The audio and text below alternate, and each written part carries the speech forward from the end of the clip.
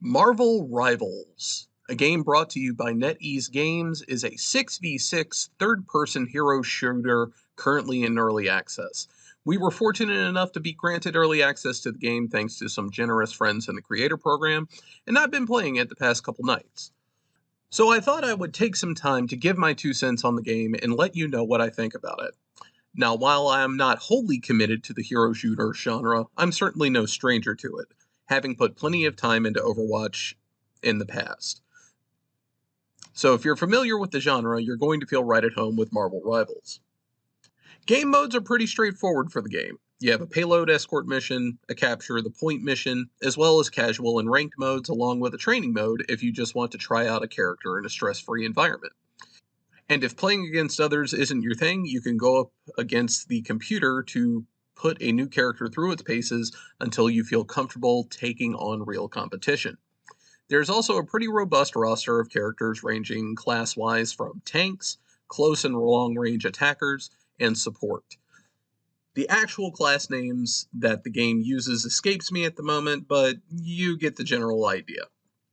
Each character has a specific role they excel at, as well as a set of unique abilities to help further display their strengths, and an ultimate attack that can very easily turn the tide of the match depending on which character you're using.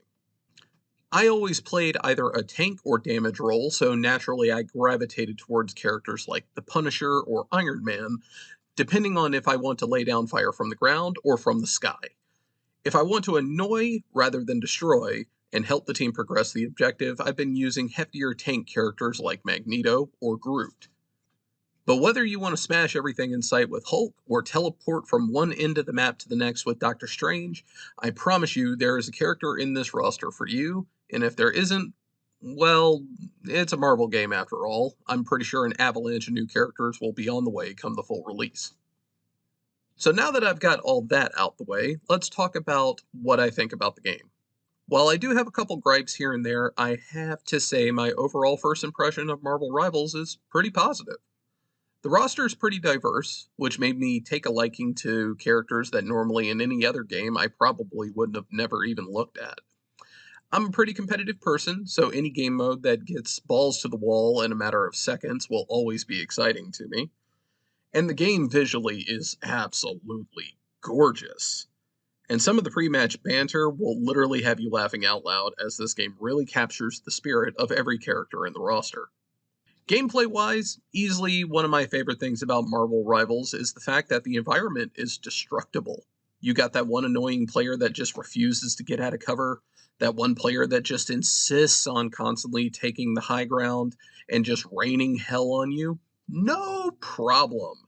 Shoot out the wall and expose them to open fire, shoot down the bridge and bring them down to your level, or just knock down a whole building to provide additional cover for your team. That is something that adds a new element to the genre that I feel is most welcome. Another really cool thing is the fact that certain characters can synergize with each other, providing new abilities to your team throughout the match.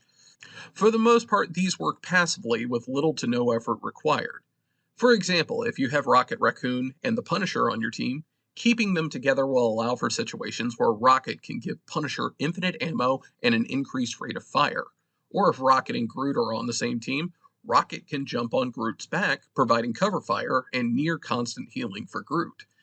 And one of my personal favorites, if Loki and Hela are on the same team and Loki goes down for some reason, any kill that Hela gets within the time period will instantly revive Loki and put him back into the fight.